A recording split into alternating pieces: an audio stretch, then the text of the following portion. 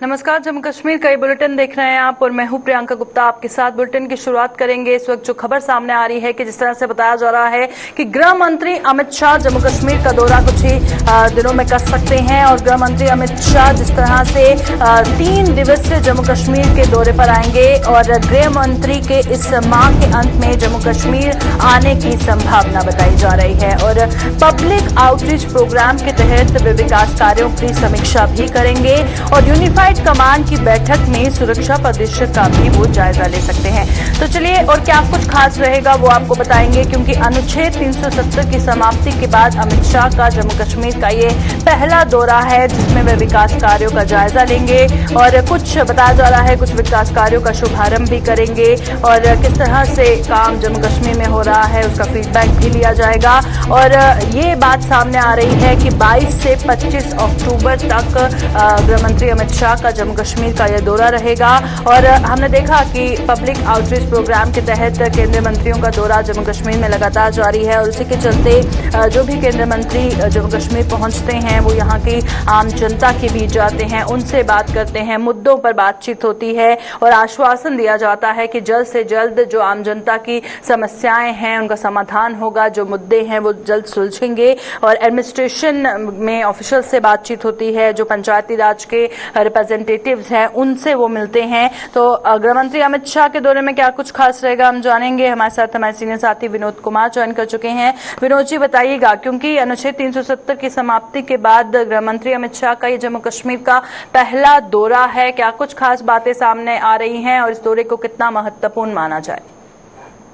Contribution करना शायद अपने आप में एक बहुत, उनके भाषणों ने हमेशा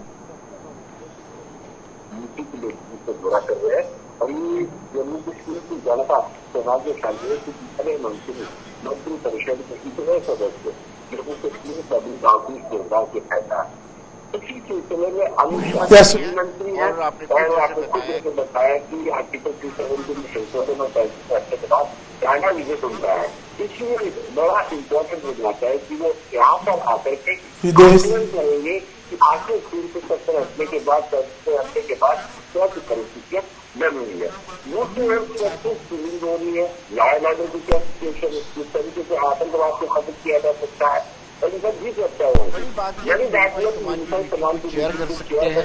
इसके अलावा जो प्रोजेक्ट उनके पास है किस तरीके का निर्माण किया जा रहा है और क्या क्या नया हो सकता है, क्योंकि on the floor of house हम सबको याद होगा और 5 अगस्त को किस तरीके से राज्यसभा में अमित शाह गृह मंत्री ने कितना बड़ा वादा किया था कि हम जम्मू कश्मीर की स्थितियों में बहुत ज्यादा सुधार लाएंगे।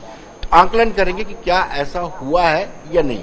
दूसरी बड़ी बात यह कि कुछ हो सकता है इस विजिट के दौरान कुछ बड़े नेता जो भाजपा का दामन थामना चाहते हैं वो अमित शाह गृह मंत्री की मौजूदगी में पार्टी में शामिल हो सकते हैं। जी प्रियंका। बिल्कुल, और वहीं पर जिस तरह से बताया जा रहा है गृह मंत्री अमित शाह कुछ विकास कार्यों की समीक्षा भी करेंगे और कुछ डेवलपमेंट प्रोजेक्ट्स का शुभारंभ भी कर सकते हैं। तो क्या कुछ जो उम्मीदें हैं बहुत सारी जो आम जनता की इस विजिट से जुड़ी हुई, तो कुछ बता सकते हैं कि क्या कुछ शुभारंभ हो सकता है डेवलपमेंट प्रोजेक्ट्स का?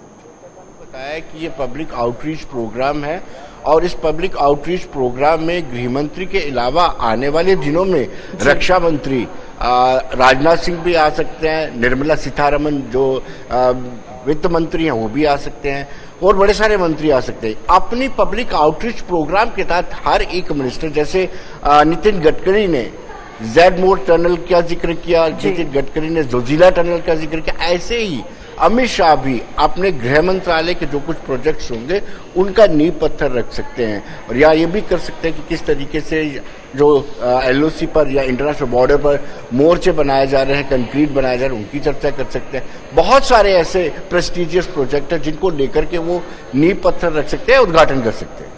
बिल्कुल, और वहीं पर केंद्रीय मंत्रियों का जो दौरा है जम्मू कश्मीर का आए दिन देखने को मिल रहा है, उसी के चलते वो लोगों के बीच में जाते हैं। सबसे बड़ी बात है आम जनता से राब्ता करते हैं, उनकी समस्याएं सुनते हैं, उनके मुद्दों पर बातचीत होती है, आश्वासन भी दिया जाता है। तो क्या लगता है आम जनता की कितनी उम्मीदें इन विजिट से बंधी हैं?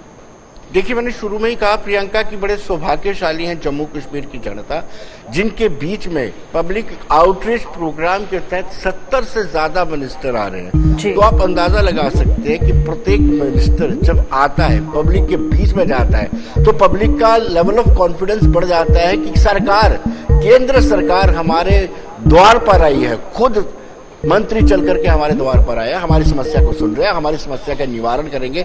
एक विश्वास बढ़ जाता है, क्योंकि 370 में संशोधन हुआ, 35 से हटा, उसके बाद लोगों में अविश्वास की जो भावना पैदा हुई थी उसको आहिस्ता आहिस्ता खत्म किया जा रहा है। ये सेकेंड आउटरीच प्रोग्राम है और मुझे लगता है कि इसको पॉजिटिवली लेना चाहिए और इसके आउटकम्स भी पॉजिटिव रहेंगे। बिल्कुल, शुक्रिया विनोद जी इस पर बातचीत करने के लिए। और जिस तरह से विनोद जी बता रहे थे कि काफी ज्यादा पॉजिटिव मैसेज इन विजिट से जा रहा है और गृह मंत्री अमित शाह का जो दौरा है उससे भी काफी उम्मीदें हैं। हो सकता है कि कुछ डेवलपमेंट प्रोजेक्ट्स का नींव पत्थर रखा जाए और इस शुभारंभ से आम जनता को सहूलियत मिले।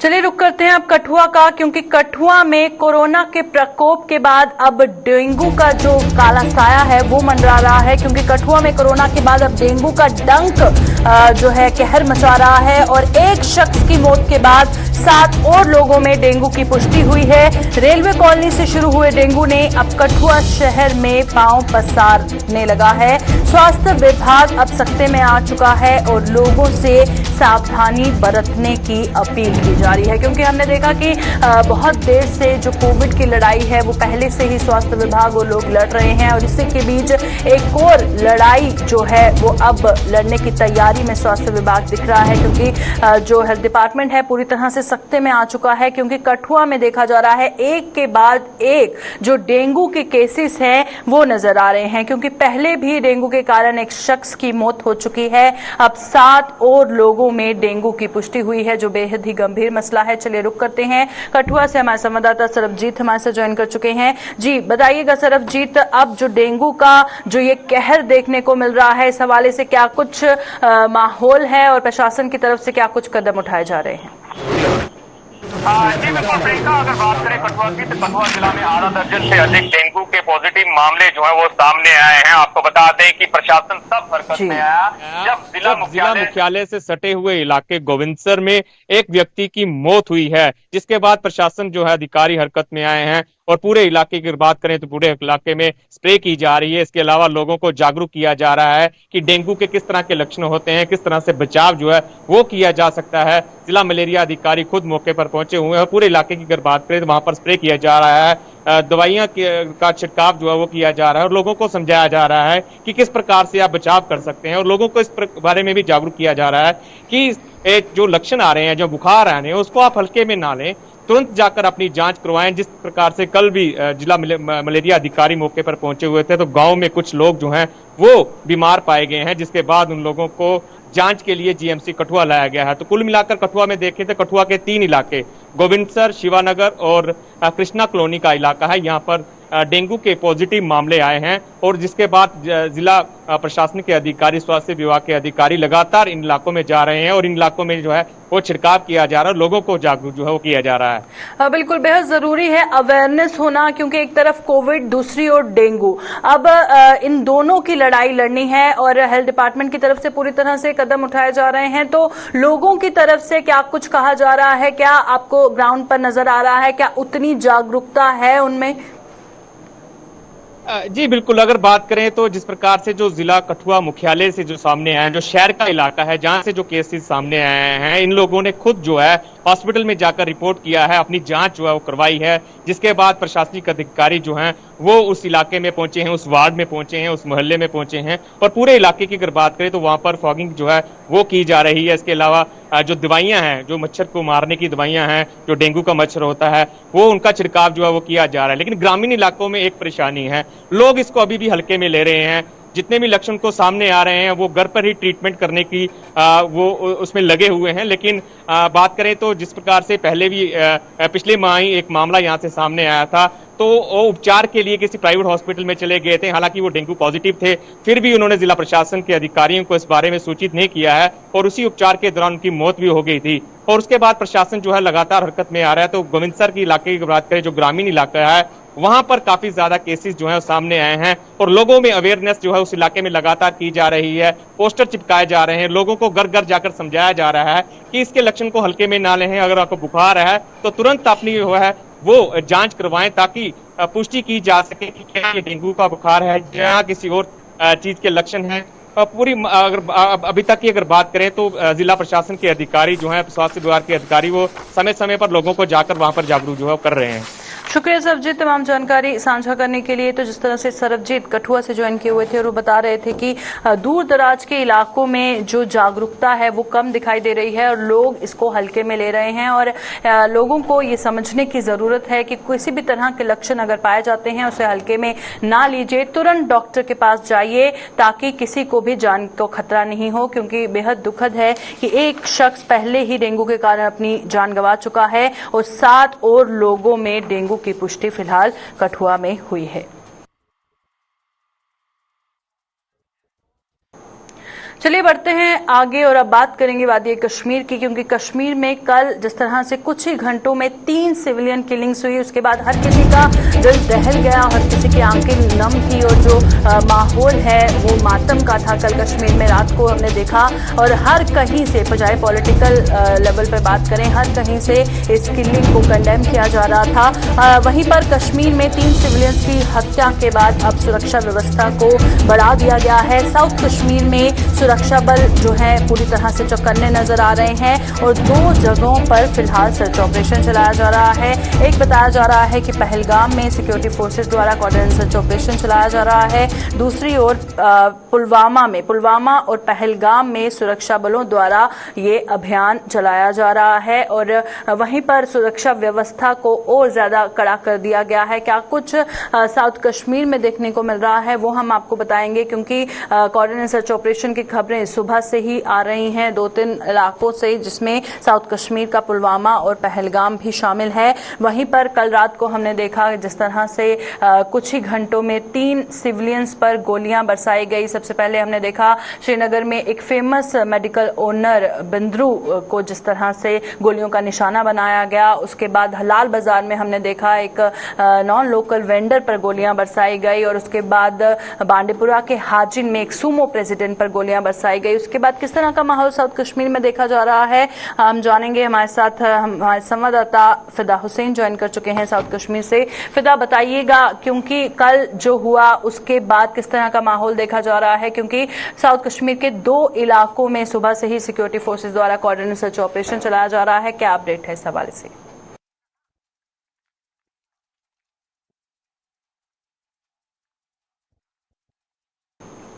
चलिए, जब तक फिदा से दोबारा राब्ता होता है तब हम आपको बता दें कि कश्मीर में 3 सिविलियंस की हत्या के बाद सुरक्षा व्यवस्था को बढ़ा दिया गया है और कोऑर्डिनेट सर्च ऑपरेशन चलाया जा रहा है। और जब भी हम जानते हैं सिक्योरिटी फोर्सेस द्वारा इस तरह का अभियान चलाया जाता है तो रिस्ट्रिक्शंस उस इलाके में देखने को मिलती हैं। तो कहां पर साउथ कश्मीर में रिस्ट्रिक्शंस फिलहाल देखने को मिल रही हैं, उस हवाले से हम जानकारी लेंगे। फिदा हुसैन एक बार फिर हमारे साथ ज्वाइन कर चुके हैं। फिदा, बताइएगा साउथ कश्मीर के पहलगाम और पुलवामा में जिस तरह से ये coordinate search operation security forces द्वारा चलाया जा रहा है, इस हवाले से क्या अपडेट है?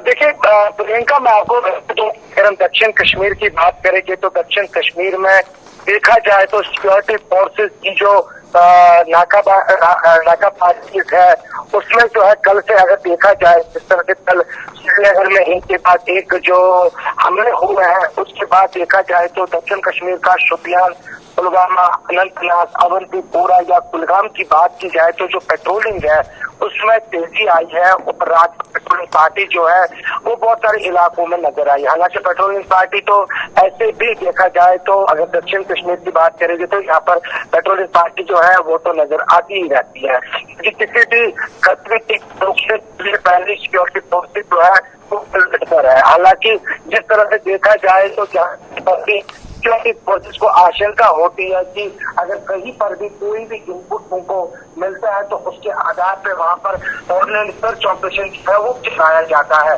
लेकिन जिस तरह से देखा गया, इस जो मिलिटेंट की गतिविधि है उसको देखते हुए सिक्योरिटी फोर्सेस जो है वो भी अपने तरीके से यहाँ पर नजर आ रही है, यानी कि किसी भी जोखिम को यहाँ पर जोखिम लेने के लिए जो है सिक्योरिटी फोर्सेस रखा है।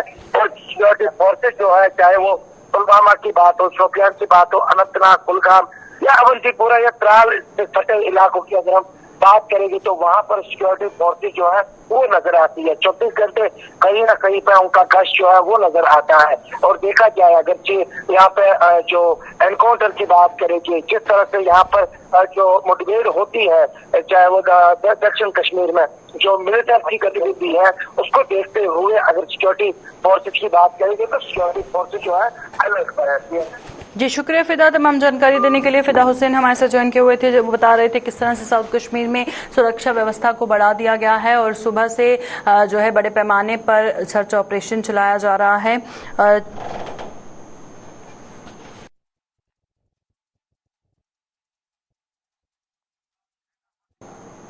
चलिए बढ़ते हैं आगे और अब बात करेंगे कुपवारा से बड़ी खबर सामने आ रही है। कुपवारा में एलओसी के नजदीक पुलिस ने हथियार व गोला बारूद बरामद किया है। आपको बता दें कि करना के हजित्रा गांव से 8 ग्रेनेड और 1 पिस्टल को बरामद किया गया है। पुलिस ने पूछताछ के लिए 2 लोगों को हिरासत में लिया है। तो 2 लोगों को जो है 2 संदिग्धों को अरेस्ट किया गया है इस हवाले से। और हजित्रा गांव है ये लाइन ऑफ कंट्रोल के पास करना इलाके में, जहां पर हथियार और गोला बारूद बरामद किया गया है। 8 ग्रेनेड सहित 1 पिस्टल को बरामद किया गया है। और बताया जा रहा है पुलिस ऑफिशियल की तरफ से कि ये जो ग्रेनेड और पिस्टल है ये रिकवर किया गया जब स्पेसिफिक इनपुट्स के आधार पर सर्च ऑपरेशन सिक्योरिटी फोर्सेस द्वारा चलाया गया था। चलिए हमारे साथ हमारे संवाददाता इशफाक ज्वाइन कर चुके हैं। इशफाक, बताइएगा इस खबर के हवाले से और क्या जानकारी है? आपके पुलिस ऑफिशियल से बातचीत हुई, उनका क्या कुछ कहना था, क्या अपडेट इस खबर के हवाले से सामने आ रहा है? जी प्रियंका जी, आज सुबह तकरीबन 4 बजे पुलिस को इतला मिली कि हजित्रा साइड में आर्म्स एंड एम्युनिशन कहीं छुपा कर रखा गया है। तो इतला की फौरी तौर पर पुलिस ने कार्रवाई की, करना पुलिस ने कार्रवाई की और सर्च ऑपरेशन शुरू किया। तो सर्च ऑपरेशन पहले हजित्रा साइड में किया गया, तो वहां पर pistol 9mm 1 number, hand grenade 8 number और राउंड 9mm 7 नंबर वहां पे उनको मिले। उन्होंने हजित्रा के बाद एक और जगह है हरिडल में सर्च ऑपरेशन वहां पे भी शुरू किया। तो ये दोनों जगहों से हमें pistol 1 number, hand grenade 8 number और राउंड 7 नंबर वहां पे हमें मिले।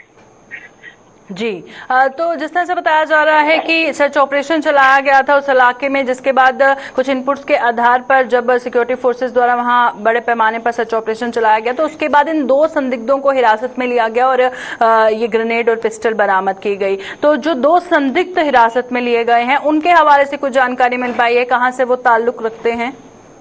जी प्रियंका, अभी मेरी बात हुई थी एसएचओ करना मुदस्सिर साहब से, तो उन्होंने कहा था कि अभी जो तहकीकात है वो जारी है। तो इनको अभी डिस्ट्रिक्ट हेडक्वार्टर कुपवाड़ा में लिया जाएगा, वहां इसकी फर्दर जो है इन्वेस्टिगेशन की जाएगी। जी बिल्कुल, शुक्रिया इशफाक तमाम जानकारी फराहम करने के लिए। इशफाक हमारे साथ ज्वाइन किए हुए थे और जिस तरह से वो बता रहे थे कि 2 संदिग्धों को जो हिरासत में लिया गया है, फिलहाल जो है उनसे पूछताछ जारी है।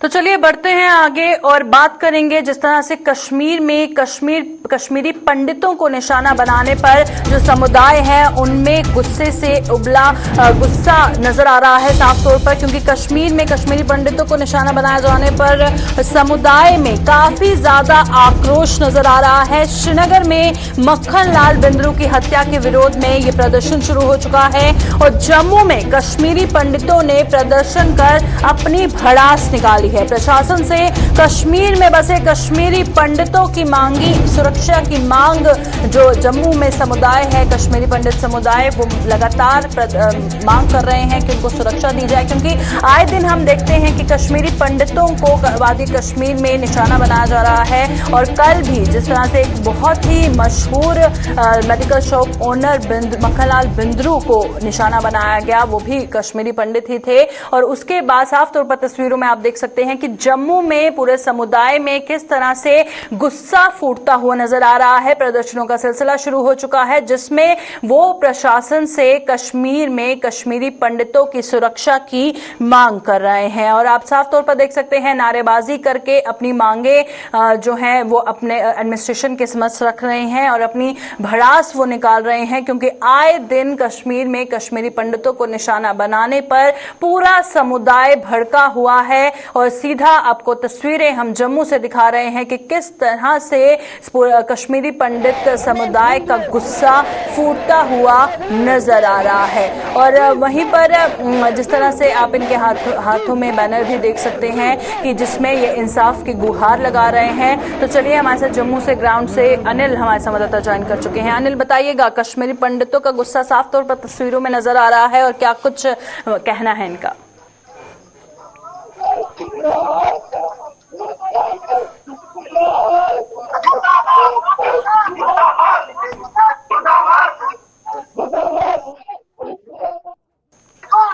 जी अनिल।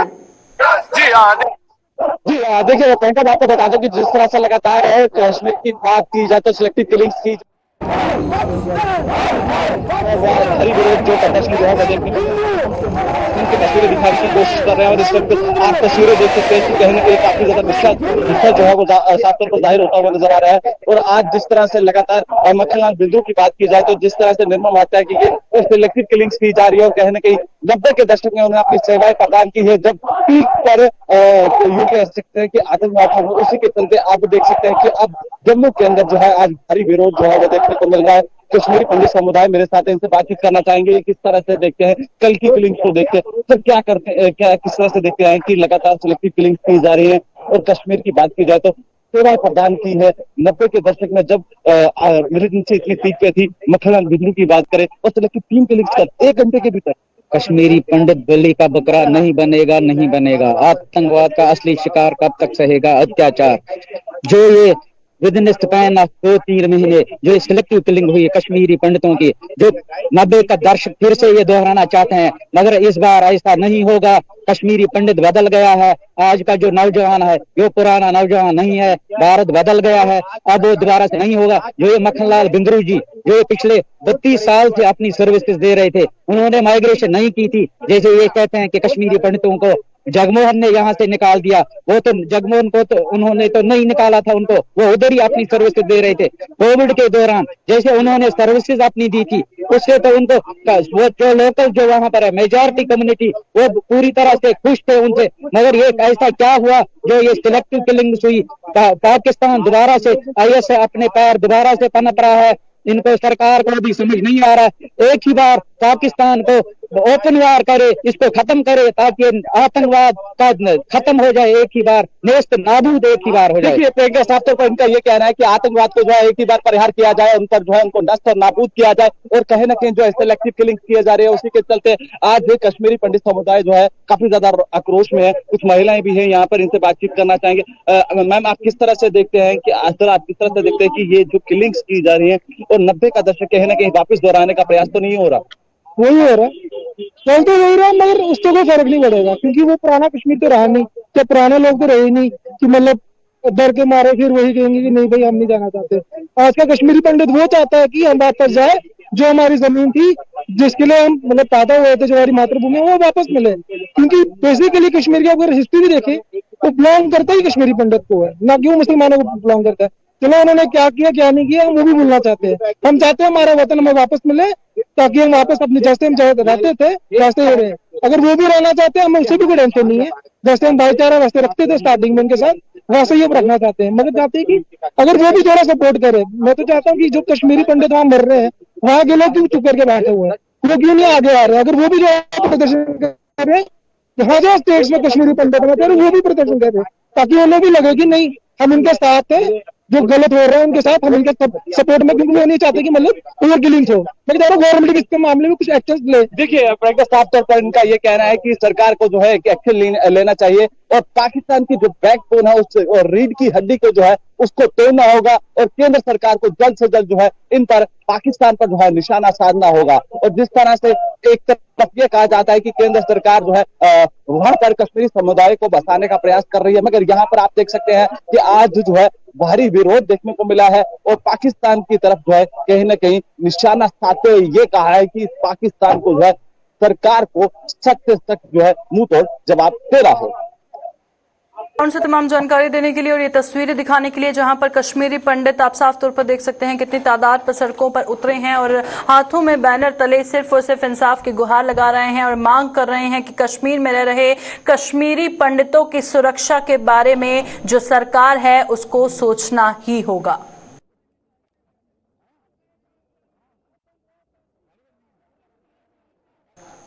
7 अक्टूबर से शुरू हो रहे शारदीय नवरात्र पर इस बार धर्मनगरी कटरा में नवरात्र महोत्सव का आयोजन कोरोना गाइडलाइन का पालन करते हुए किया जा रहा है। जम्मू में आयोजित एक प्रेस कॉन्फ्रेंस के दौरान डिवीजनल कमिश्नर डॉक्टर राघव लंगर ने बताया कि इस बार नवरात्र महोत्सव में शोभा यात्रा हर दिन निकलने के बजाय केवल पहले व अंतिम दिन निकाली जाएगी। इसके अलावा 8 दिन तक चलने वाली अखिल भारतीय भेंट प्रतियोगिता भी केवल 2 दिन में ही संपन्न की जाएगी और नवरात्र महोत्सव के दौरान होने वाले कवि सम्मेलन व हास्य सम्मेलन का भी मात्र 1 ही दिन के लिए आयोजन किया जाएगा। उन्होंने कोविड-19 एसओपी का पालन करते हुए प्रशासन इन आयोजनों में श्रोताओं की संख्या को भी सीमित रखने का फैसला लिया है। इंडिया नाइट जो 9 तारीख को होगी गुलशन ग्राउंड जम्मू इसका वेन्यू रहेगा।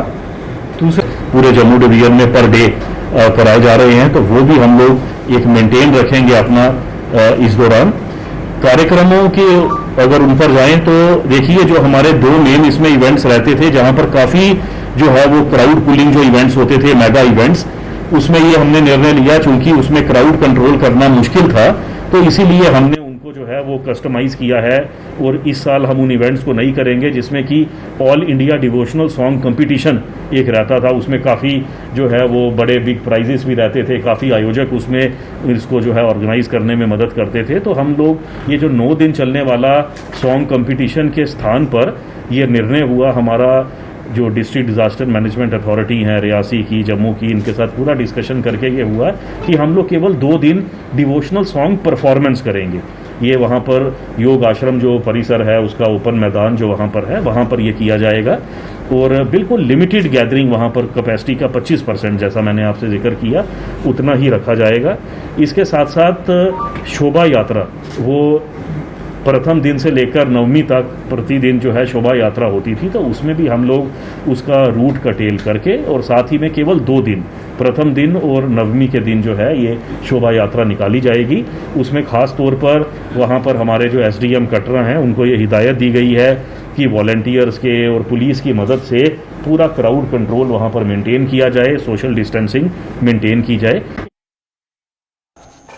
अभी के बुलेटिन में फिलहाल इतना ही, दीजिए इजाजत, नमस्कार।